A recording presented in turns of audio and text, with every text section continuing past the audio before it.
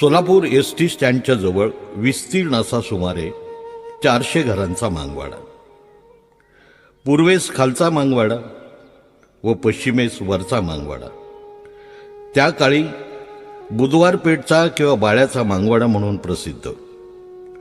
वरच्या मागवाड्यात अर्धा एकरचे एक खुले मैदान, त्या मैदानाच्या कडेला एक जुने विस्तीर्ण असे वडाचे झाड, पारंब्याच्या आडोशाला एक गोधडी व वह्या पुस्तके ठेवलेली. तेथेच 3 गुंड्याचा शर्ट, घोळदार पायजमा आणि डोक्यावर टोपी घातलेला एक मुलगा सकाळ संध्याकाळ अभ्यास करताना दिसायचा. पोटाच्या मागे पडणाऱ्या इथल्या लोकांचे त्याच्याकडे लक्षच नसायचे. त्या झाडाच्या जवळच कवता म्हातारी राहायची. भागवत थिएटरजवळ एक पिठाची गिरणी होती. तिथं ती झाडलोट करायची. पिठाचा डबा गिरणीखाली ठेवायच्या लाकडी जाळीखाली पडलेले पीठ ही तिची दिवसभराची कमाई. याच पिठाचा 4 भाकरी ती करायची, 2 त्या मुलाला आणि 2 तिला.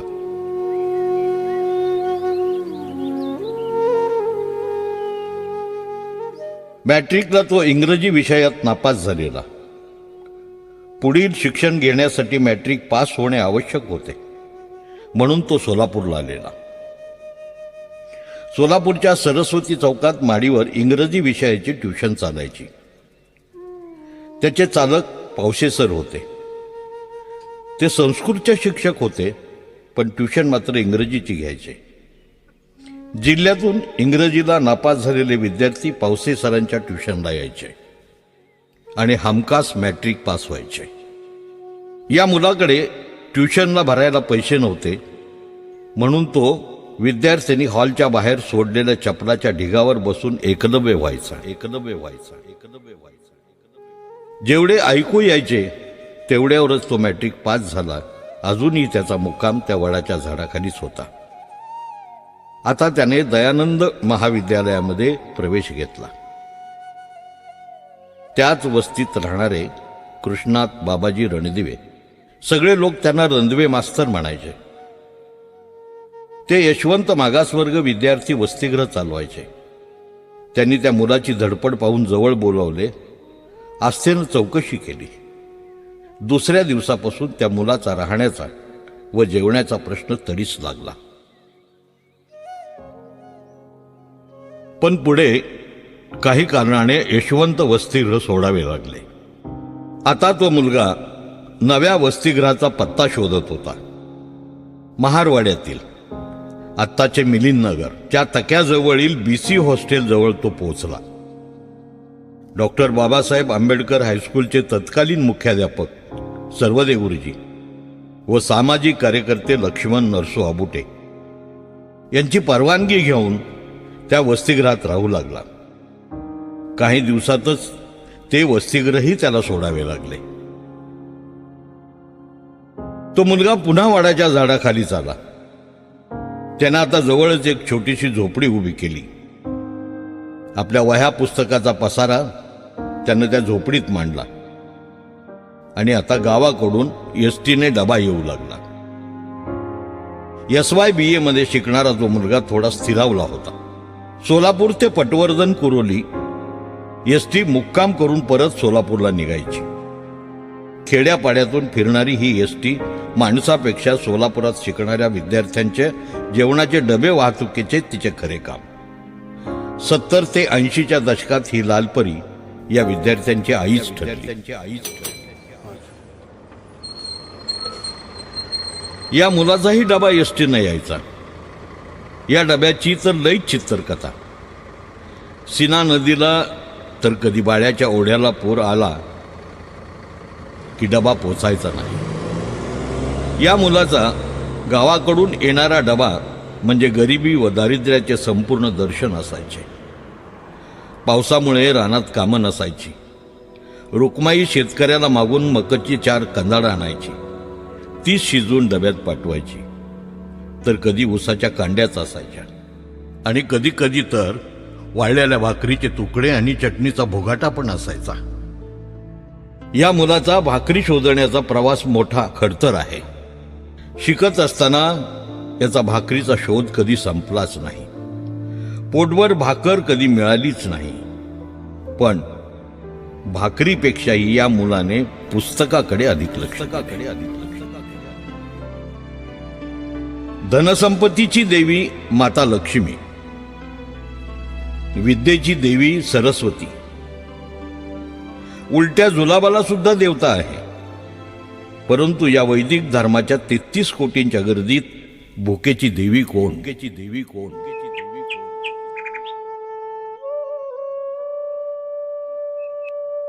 आईला एकटीला संसाराचा व आपल्या शिक्षणाचा भार सोसेना म्हणून आठवड्याचे 3 दिवस गावाकडे जायचं ठरलं.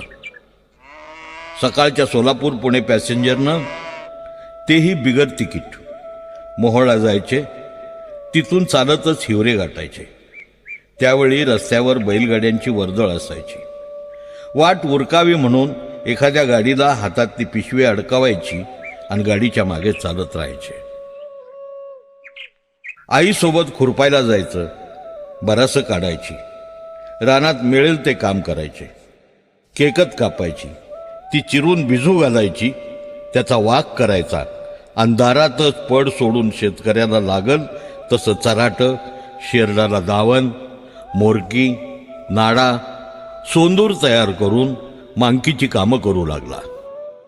चिखली गावचे शामराव बारबोले हे त्यांचे कुळ आणि हा मुलगा त्यांचा बलुतेदार. ही परंपरा व स्नेह बारबोले कुटुंबाने आजही जपला आहे. तब्बल 75 वर्षे इंग्रजांनी गुन्हेगार ठरविलेल्या मांग जातीत 15 मार्च 1948चा जन्म. लहानपणीच वडील वारलेले. घरात विधवा आई आणि 2 लहान बहिणी. आईनंच रानात राबायचं, चौघांची पोटं भरायची. रुक्माईच्या आयुष्याची निस्ती होरपळ झालेली. एवढ्या मोठ्या शहरात राहायला घर नाही, सोबत कुणी नातेवाईक नाहीत. क्षणोक्षणी घडणारा अपमान, पोटात भुकेची आग आणि अंगारल्या डोळ्यात मात्र उद्याच्या आयुष्याचे स्वप्न.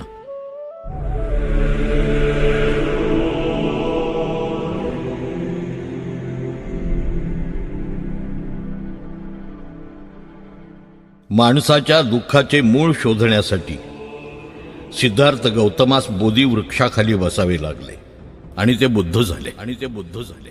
इथल्या निसर्गाने, निर्मिकाने माणसाच्या भुकेचे आणि दारिद्र्याचे मूळ शोधण्यासाठी तर या मुलास वटवृक्षाखाली पाठविले नसेल. आणि खरेच तात्यांना डॉक्टर बाबासाहेब आंबेडकरांनी सांगितलेली शिक्षण सिद्धी प्राप्त झाली. तात्या कला शाखेचे स्नातक झाले. पिढ्यानपिढ्या भूक, दारिद्र्य व गुलामगिरीकडे गहाण ठेवलेले आपले हात त्यांनी सोडवून घेतले. कुण्या सटवाईनं कपाळावर कोरलेल्या प्रारब्धाच्या रेषा झिडकारून आपल्या आयुष्याचं नव्यानं रेखांकन करण्याची हिंमत माणसामध्ये येते ती फक्त शिक्षणामुळे. संध्याकाळच्या 5 वाजले असतील. दारात पोस्टमन आला. रुक्माईच्या हातात टपाल देत म्हणाला, तात्याच्या सरकारी नोकरीचं टपाल आहे हे. आजच्या आज तात्याला पोचलं पाहिजे. कामावर रुजू होण्याची उद्या शेवटची तारीख आहे. तात्या तर तिकडे दुष्काळी कामावर मास्टर कारकून म्हणून कासेगावात राहायचा.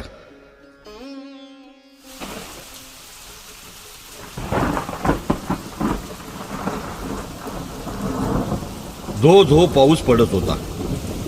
एसटीने जायला जवळ पैसा नाही. मग चालत जाण्याशिवाय पर्याय नव्हता.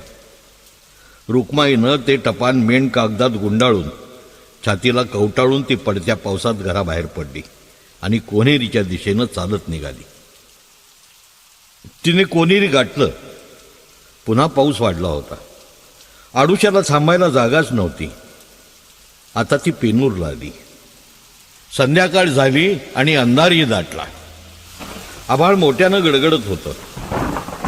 वाऱ्याबरोबर दिशा बदलत पाऊस चवळ अंगानं रुक्माईला झोडपत होता. मध्येच भरकन एखादं वाहन येत होतं आणि रुक्माई चिखलानं माखायची व पावसानं पुन्हा धुवून निघायची. गारव्यानं आणि पावसाच्या माऱ्यानं बेजार झालेली माय पोटाचा मुटका करून चालायची. मध्येच एखादी वीज चमकायची आणि चिखलातल्या पावलांना उजेडातली वाट दिसायची. अजून लांबचा पल्ला गाठायचा होता. तिला माहीत होतं नदी आडवी आली की मगच पंढरपूर येतंय, तोपर्यंत थांबायचं नाही. गडद अंधारात ती चालत राहिली एकटीच. मध्यरात्र झाली असावी. इसाव्याचं देऊळ दिसल्यामुळं रुक्माईला थोडा धीर आला. देवळाच्या कट्ट्यावर टेकली आणि छातीला कवटाळून ठेवलेलं टपाल चाचपून बघितलं. ती शांत झाली आणि पुन्हा चालू लागली. पंढरपूर आलं होतं, पण रस्त्यावर 4-5 ट्रक उभे होते. त्यातल्या एका ड्रायव्हरनं आवाज दिला, ए म्हातारे, पुढं कुठं चाललीस? पूर आलाय नदीला, चंद्रभागा भरून वाहतीया, दगडी पूल पार पाण्यात गेलाय. रुक्माई थांबली. तिनं विचारलं, पल्याड जाया दुसरा रस्ता हाय का रे बाबा? रस्ता हाय, पण लय लांब नाही. त्यानं रेल्वेच्या पुलावरून जाण्याचा मार्ग सांगितला. 1.5 तास फिरून ती रेल्वेच्या पुलावर पोहोचली. रेल्वेच्या पुलाच्या एका बाजूला चालत जाण्यासाठी एक अरुंद रस्ता आहे. आता ती पुलावर आली. खाली आदळत आपटत वाहणारी अथांग पसरलेली चंद्रभागा, तर वर काळ्या कुट्ट आभाळातून बरसणारी रिमझिम. लोखंडावरून चालताना तिचे पाय घसरत होते. बाजूच्या गर्डेला धरत तिने पूल पार केला. ती पंढरपूरच्या स्टँडवर पोहोचली. थोडा वेळ थांबून अंगावरचं जुनेर अंगावरच पिळलं. आता तिच्या पायात अधिक ताकद आली होती. आता ती कासेगावला निघाली होती आणि ती कासेगावलाही पोचली. थोडं झुंजूमुंजू झालं होतं. तात्या कुठं राहतोय हे विचारून तात्याच्या खोलीच्या पुढं छपराच्या पडवीला थंडीनं काकडत ओली चिंब तशीच उभा राहिली, तात्या उठायची वाट बघत. थोड्या वेळानं तात्या उठला. दार उघडून बघतोय तर पुढं रुक्माई. तात्या घाबरला. तात्याचं काळीजच फाटलं. कसं बसं घाबरत विचारलं, का गाय, हिचं कशी काय म्हणून आलीच? तात्यानं रुक्माईला मिठीच मारली. रुक्माई काहीच बोलली नाही. थरथर त्या हातानं काळजाजवळ मेन कागदात गुंडाळून ठेवलेलं टपाल काढलं आणि तात्याच्या हातात दिलं. लेकराचं आयुष्य टांगणीला लागलं असताना जिद्द, कर्तव्य व निडरता एकत्र येतात आणि स्त्रीमधली आई अधिक कणखर बनते.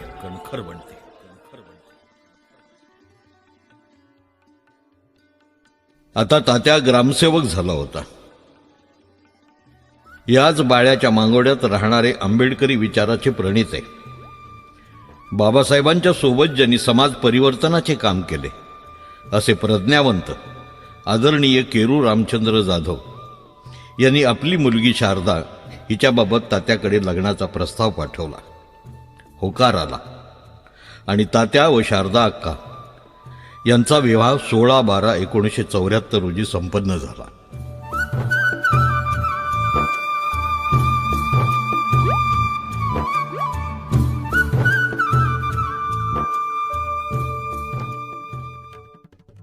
तात्याची बदली करमाळ्याहून श्रमाचे अध्यात्म सांगणाऱ्या श्रीसंत सावतामाळ्याच्या अरंड झाली.